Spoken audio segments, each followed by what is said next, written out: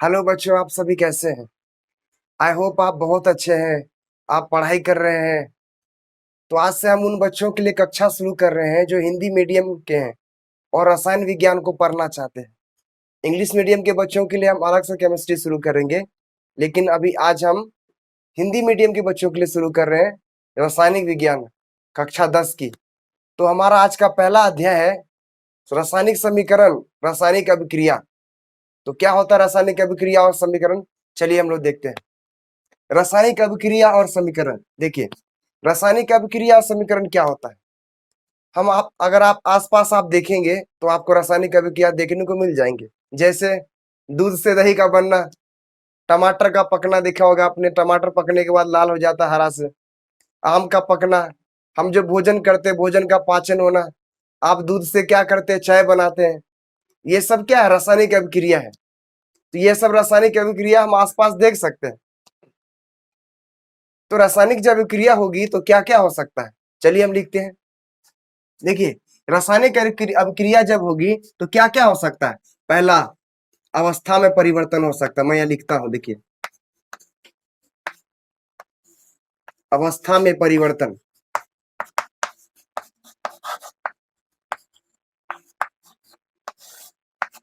पहला, अवस्था में परिवर्तन हो सकता है, यानी कि ठोस से वो द्रव्य बन सकता है, द्रव्य से गैस बन सकता है।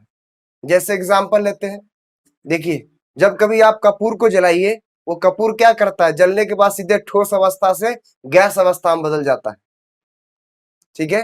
तो जब कभी रासायनिक अभिक्रिया होगी, क्या हो सकता है, अवस्था में परिवर्तन हो सकता है। दूसरा है रंग में परिवर्तन। क्या हो सकता है, रंग में परिवर्तन।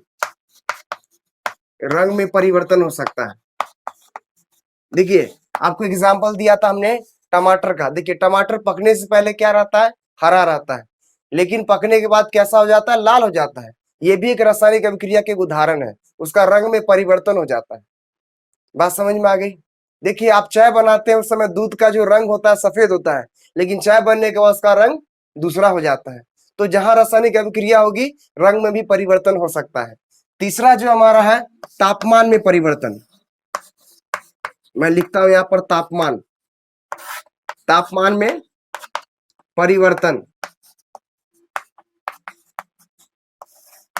तापमान में परिवर्तन। ठीक है। जब कभी रासायनिक अभिक्रिया होगी, तापमान में भी परिवर्तन हो सकता है। आप कभी घर में अगर आप चूने से आप पेंट किया होगा, आपने देखा होगा, चूने में जब आप पानी डालते हैं क्या होता है, उसमें उसमें ऊर्जा निकलती है, उसमें उष्मा निकलती है। तो वहां पर क्या होता है, तापमान में परिवर्तन हो जाता है। तो जहां कहीं भी रासायनिक अभिक्रिया होगी, तापमान में भी परिवर्तन हो सकता है। इसके अलावा जो है, चौथी बात क्या है, गैस का गैस का निकास। गैस का निकास, यानी कि गैस निकल सकता है। जहां कहीं रासायनिक अभिक्रिया होगी, गैस भी बाहर आ सकती है। फॉर एग्जाम्पल, मैं आपको उदाहरण देता हूं। जब आप भोजन करते हैं, आपने देखा हो कभी कभी आपको डकार आती है। तो भोजन का जब पाचन होता है या भोजन का जब अनपच हमारे पेट में होता है, उस समय गैस वहां से रिलीज होती है और हमें डकार आती है। तो जहां कहीं रासायनिक अभिक्रिया होगी, गैस भी हो सकता है। ठीक है, गैस का निष्कासन भी हो सकता है।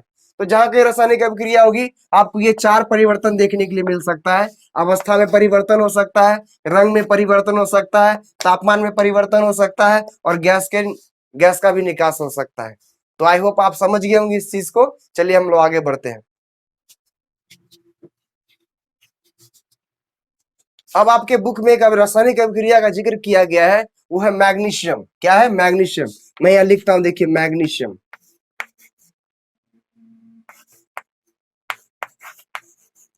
मैग्नीशियम को ऑक्सीजन के साथ जलाया जाता है, क्या बनता है,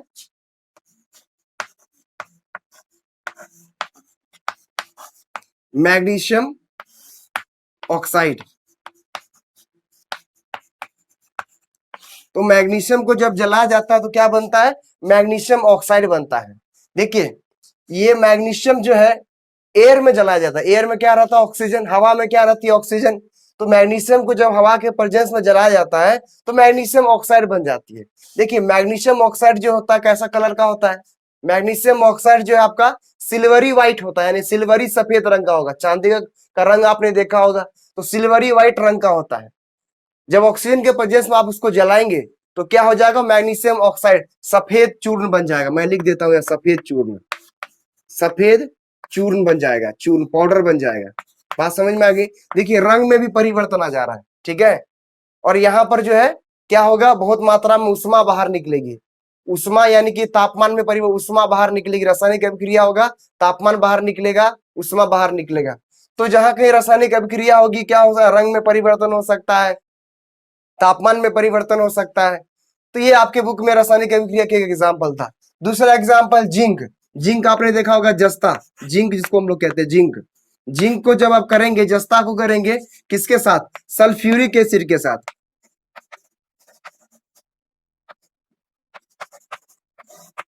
सल्फ्यूरिक अम्ल, इसको मैं मिटा देता हूं, सल्फ्यूरिक अम्ल के साथ करेंगे अभिक्रिया तो क्या बनेगा, जिंक सल्फेट बनता है। क्या बनता है, zinc sulphate plus hydrogen gas बाहर निकलती है। तो जिंक जो है एक छोटा सा टुकड़ा होता है, एक धातु है, एक मेटल है। जब सल्फ्यूरिक अम्ल के साथ अब क्रिया करेंगे, सल्फ्यूरिक क्या है, सल्फ्यूरिक एक अम्ल है जिसका स्वाद खट्टा होता है। आने वाले अध्याय में हम पढ़ेंगे। तो एक अम्ल है, जिंक को जब सल्फ्यूरिक अम्ल के साथ आप अभिक्रिया करेंगे तो जिंक सल्फेट बनता है और हाइड्रोजन गैस वहां बाहर निकलती है। ये एक रासायनिक अभिक्रिया का उदाहरण है। देखिए यहाँ पर क्या है, जिंक क्या है, क्या धातु है, और ये जिंक सल्फेट क्या है, एक तरह का लवण है, सॉल्ट है। बात समझ में आ गई। और यहाँ देखिए हाइड्रोजन गैस निकल रहा बाहर, तो अब क्रिया हो रही है तो क्या निकल रहा है, हाइड्रोजन गैस बाहर निकल रही, गैस का निष्कासन हो रहा है। तो यहाँ पर क्या हो रही है, एक अभिक्रिया का एक उदाहरण है। तो बात समझ में आ गई। चलिए हम लोग सीखते हैं रासायनिक अभिक्रिया को हम समीकरण के रूप में क्यों लिखते हैं। देखिए किसी भी रासायनिक अभिक्रिया को समीकरण के फॉर्म में लिखना, समीकरण के रूप में लिखना क्यों जरूरी है। देखिए जब किसी को हम शब्दों के रूप में लिखते हैं तो रासायनिक समीकरण जो होता है, रासायनिक अभिक्रिया बहुत लंबी हो जाती है। तो उसको सरलतम रूप देने के लिए, सरलतम रूप देने के लिए उसको समीकरण के फॉर्म में, समीकरण के रूप में लिखते हैं। फॉर एग्जाम्पल देखिए, जैसे आप देखिए उदाहरण के रूप में हमने एग्जाम्पल दिया था आपको मैग्नीशियम का, तो मैग्नीशियम को क्या लिखते हैं, Mg। मैग्नीशियम एक धातु है, ये Mg है। ये किसके साथ अब क्रिया करता है, ऑक्सीजन के साथ, यानी O2 के साथ। तो क्या बनाएगा, MgO बनाता है। क्या बनाता है, देखिए MgO, मैग्नीशियम ऑक्साइड बनाता है। देखिए हमने पिछले बार आपको याद होगा, पिछले समय में आपको क्या लिखा था, मैग्नीशियम कितना लंबा लिखा था, ऑक्सीजन कितना लंबा लिखा था, और मैग्नीशियम ऑक्साइड कितना लंबा लिखा था। तो ये शब्दों में लिखना रासायनिक अभिक्रिया लंबा हो जाती है, इसीलिए क्या करता है, हमें समीकरण के फॉर्म में लिखने से ये सरलतम रूप में हम लिख सकते हैं, इसलिए रासायनिक समीकरण का उपयोग किया जाता है। दूसरा हमने एग्जाम्पल आपको दिया था, उदाहरण हमने दिया था आपको जिंक का। देखिए जिंक का जो एक धातु है, इसका जो है, इसका जो प्रतीक Zn है। देखिए इसके अलावा हमने आपको क्या बोला, सल्फ्यूरिक अम्ल बोला था। इसका फॉर्मूला है H2, इसका सूत्र है H2SO4। देखिए H2SO4 क्या है, सल्फ्यूरिक अम्ल है। जब आप अभिक्रिया करेंगे तो क्या बन जाएगा, ZnSO4 plus H2, hydrogen gas बाहर निकलेगा। बात समझ में आ रही है। ये हाइड्रोजन गैस जो बाहर निकलेगा और ये अभिक्रिया में एक नया चीज बना है। देखिए तो रासायनिक अभिक्रिया को क्या करते हैं, समीकरण के रूप में लिखने से हमारा रासायनिक अभिक्रिया का जो है लिखना आसान हो जाता है, सरल हो जाता है, इसलिए हम समीकरण का यूज करते हैं, समीकरण का उपयोग करते हैं। बात समझ में आ गई आपको। चलिए अब देखिए रासायनिक अभिक्रिया जो हम लिख रहे हैं, ये रासायनिक अभिक्रिया जो है ये जो है संतुलित नहीं है, यानी कि बैलेंस नहीं है। आप कैसे बैलेंस नहीं है, देखिए मैग्नीशियम यहाँ पर कितना 1 है, इधर मैग्नीशियम देखिए 1 है, ये तो बैलेंस है, ये संतुलित है। लेकिन ऑक्सीजन देखिए यहाँ कितना है, 2 है, यहाँ ऑक्सीजन देखिए कितना 1 है। तो ऑक्सीजन यहाँ पर संतुलित नहीं है। देखिए इधर साइड जो है आपका, इस साइड जो है ये दो है, और इधर क्या है, ऑक्सीजन 1 है। इधर ऑक्सीजन 2 है, इधर ऑक्सीजन 1 है, तो ये संतुलित नहीं है, इसको संतुलित करना जरूरी है। तो ये रासायनिक अभिक्रिया जो पूर्ण रूप से सही अभी नहीं है, हम इसको संतुलित करना सीखेंगे। लेकिन सबसे पहले ये आप सीखिए कि रासायनिक अभिक्रिया में जो भाग लेते हैं उसको क्या कहते हैं। देखिए यहाँ पर रासायनिक अभिक्रिया में भाग कौन कौन ले रहा है, यहाँ Zn ले रहा है और H2SO4 ले रहा है। Zn क्या है, जिंक है, H2SO4 क्या है, यहाँ पर सल्फ्यूरिक अम्ल है। देखिए यहाँ रासायनिक अभिक्रिया में भाग कौन ले रहा है, Mg और O2 ले रहा है। Mg क्या है, एक धातु है, और यहाँ O2 क्या है, ये भी एक गैस है। तो ये दोनों आपस में क्या हो रहा है, अभिक्रिया में भाग ले रहे हैं। तो जो अभिक्रिया में भाग लेते हैं उसको हम क्या कहते हैं, अभिकारक कहते हैं। क्या कहते हैं बच्चों, अभिकारक। लिख लीजिए अभिकारक, मैं यहाँ लिख देता हूं अभिकारक। जो अभिक्रिया में जो भाग लेते हैं, मैं फिर से एक बार दोहरा रहा हूं, जो अभिक्रिया में भाग लेते हैं उसको अभिकारक कहते हैं। बात समझ में आ गई। और अभिक्रिया के बाद जो बनते हैं ना उसको उत्पाद कहते हैं। क्या कहते हैं, उत्पाद। अभिक्रिया में एक नए पदार्थ का निर्माण होता है, उसको हम क्या कहते हैं, उत्पाद कहते हैं। देखिए यहाँ पर क्या है, MgO एक उत्पाद है, ZnSO4 और प्लस H2 एक उत्पाद है। पहली अभिक्रिया में MgO बना है, इसका नाम मैग्नीशियम ऑक्साइड है। दूसरी अभिक्रिया में जिंक सल्फेट बना है और हाइड्रोजन गैस बना है, ये उत्पाद है। तो अभिक्रिया में नए पदार्थ का सृजन होता है, नए पदार्थ का क्या होता है, नए उत्पाद होता है, उसको हम लोग कहते हैं उत्पाद। बात समझ में आपको आ गई। तो हमने क्या सीखा, अभिक्रिया में जो भाग लेते हैं उसको अभिकारक कहते हैं, और अभिक्रिया में एक नए पदार्थ का सृजन होता है उसको हम लोग उत्पाद कहते हैं। बात समझ में आ गई। अब यहाँ पर बात है, अभिक्रिया में दो से अधिक अभिकारक भाग ले सकते। जैसे यहाँ पर कितना अभिकारक भाग लगा, कितना भाग लिया, 2 लिया है, यहाँ भी 2 लिया है, तो 2 से अधिक भी भाग ले सकते हैं। तो ऐसे 2 से अधिक अभिकारक अगर भाग लेगा, 2 या 2 से अधिक भाग लेगा, तो बीच में आप क्या लिखेंगे, प्लस का साइन लिखेंगे, जोड़ का निशान आप लिखेंगे। बात समझ में आपको आ गई। और अभिक्रिया में भाग लेने के बाद जो अभिकारक का जब काम खत्म हो जाता है, उत्पाद बनता है, उसके बीच में क्या लिखा जाता है, एक एरो लिखा जाता है, एक तीर लिखा जाता है। इससे पहले वो लोग को LHS कहते हैं। LHS क्या कहते हैं इसको, LHS का मतलब ये अभिक्रिया से पहले का भाग है, यानी कि ये बाएं पक्ष है और ये दायां पक्ष है। ये अभिकारक को आप बाएं पक्ष में लिखेंगे और उत्पाद को आप दाएं पक्ष में लिखेंगे। बात समझ में आपको आ गई। जितने भी अभिकारक में जितने भी होंगे, देखिए अभिकारक जितने होगा उसको आप क्या लिखेंगे, बाएं पक्ष की ओर लिखेंगे, और जितने उत्पाद होगा उसको आप दाएं पक्ष की ओर लिखेंगे। बात समझ में आपको आ गई। और बीच में एक एरो का निशान लगाएंगे, यानी कि अभिक्रिया क्या हो रहा है, यहाँ से इधर से उधर की ओर जा रहा है। बात समझ में आ रही, यानी कि ये हमने लगाया था, ये अभिकारक हमने डाला था, हमारा उत्पाद ये बन गया, इसलिए इसका एरो का निशान लगाते हैं। बात समझ में आ गई। तो आपको समझ में आ गया कि अभिक्रिया में जो भाग लेते हैं उसको अभिकारक कहते हैं, और अभिक्रिया में जो बनते हैं उसको उत्पाद कहते हैं। इतना समझ में आ गई। अब हम लोग सीखेंगे किसी भी रासायनिक अभिक्रिया को संतुलित करना क्यों जरूरी है। चलिए हम सीखते हैं रासायनिक अभिक्रिया को संतुलित करना क्यों जरूरी है। देखिए किसी भी रासायनिक अभिक्रिया को संतुलित करना क्यों जरूरी है, तो द्रव्यमान संरक्षण का नियम क्या कहता है। द्रव्यमान संरक्षण का नियम कहता है किसी भी रासायनिक अभिक्रिया में द्रव्यमान का ना तो निर्माण होता है ना ही विनाश होता है। क्या कहता है, किसी भी रासायनिक अभिक्रिया में द्रव्यमान का ना तो निर्माण होता है और ना ही विनाश होता है। यानी कि अभिकारक तत्वों का द्रव्यमान क्या होगा, उत्पाद तत्वों के द्रव्यमान के बराबर होगा। देखिए ये अभिकारक तत्व है, क्या है ये, अभिकारक तत्व है। इसको अभिकारक कहते हैं, हमने आपको बताया था, इसको अभिकारक कहते हैं, इसको उत्पाद कहते हैं। तो उत्पाद तत्व, ये जो अभिकारक तत्वों का द्रव्यमान, ठीक है, ये अभिकारक है, इसका जो द्रव्यमान होगा वो उत्पाद तत्वों के द्रव्यमान के बराबर होना चाहिए। ये द्रव्यमान संरक्षण का नियम कहता है।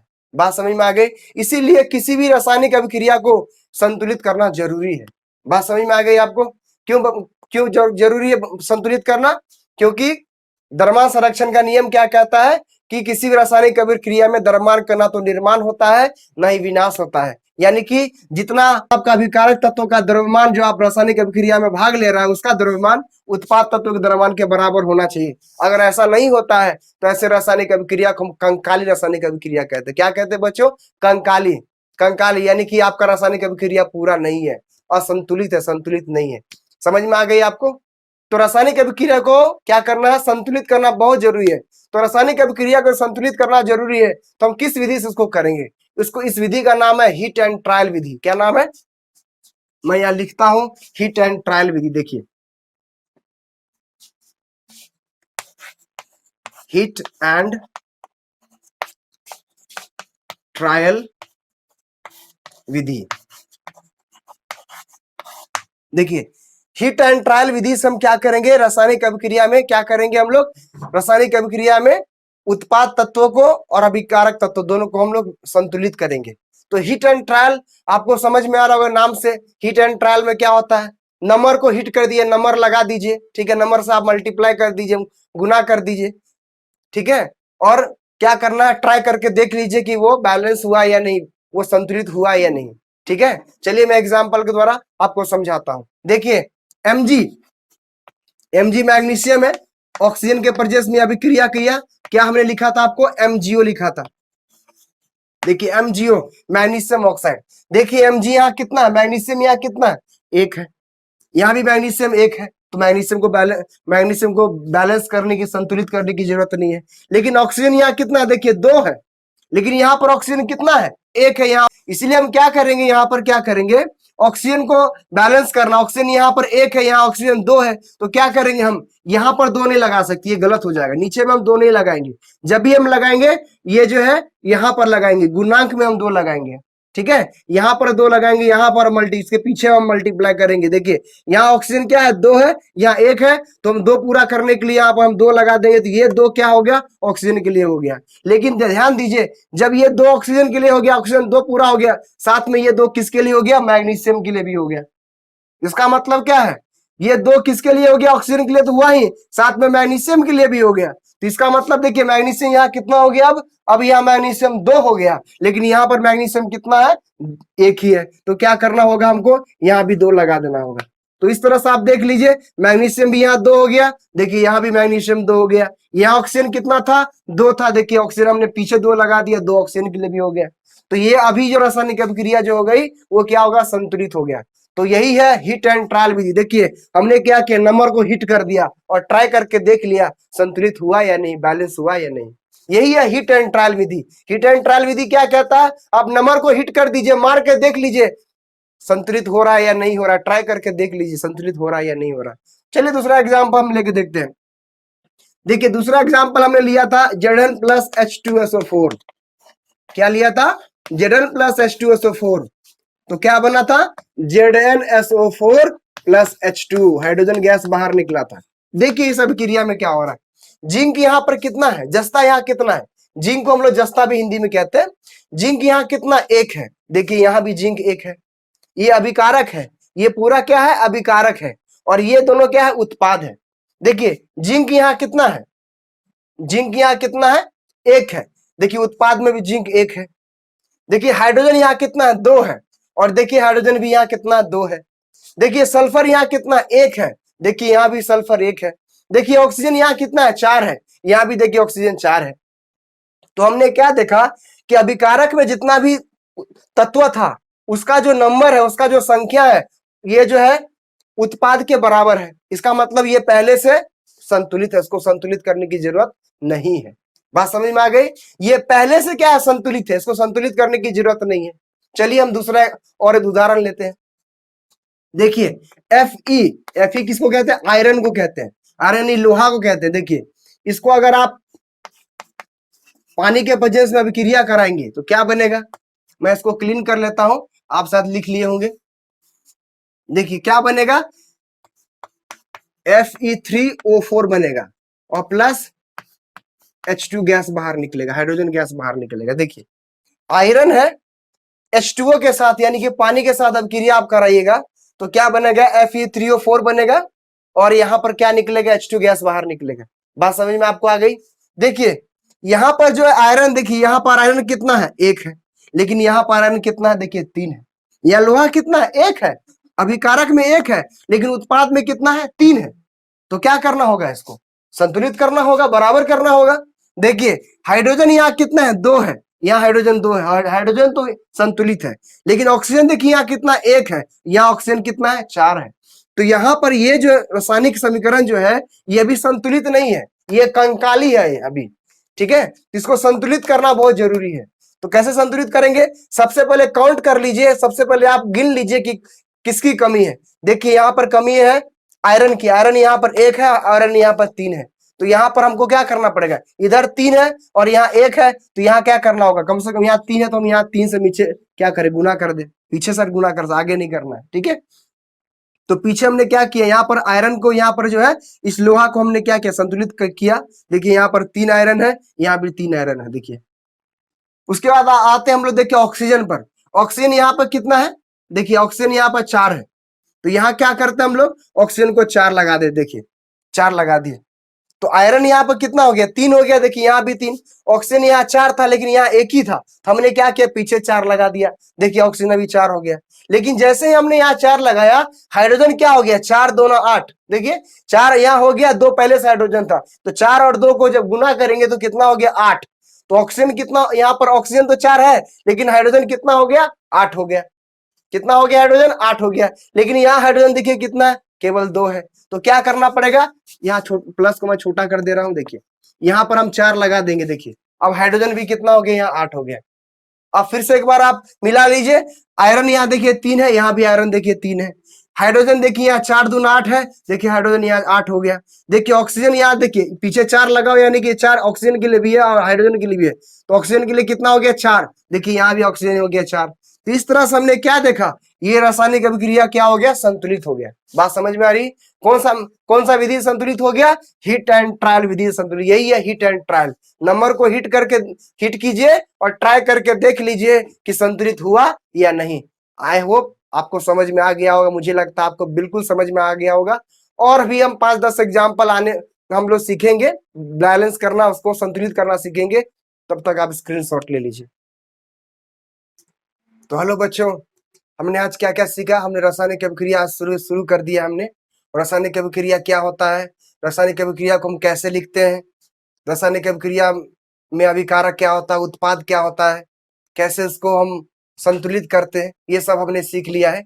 नेक्स्ट वीडियो में हम क्या करेंगे, नेक्स्ट वीडियो में ऐसे 10 एग्जाम्पल लेकर, उदाहरण लेकर रासायनिक अभिक्रिया को हम लोग संतुलित करने का प्रयास करेंगे। और इसके बाद हम लोग विभिन्न प्रकार रासायनिक अभिक्रिया सीखेंगे। तो आई होप आपको समझ में आ गया होगा और आप हमारे साथ पढ़ रहे हैं, आप सीख रहे हैं, मुझे विश्वास है।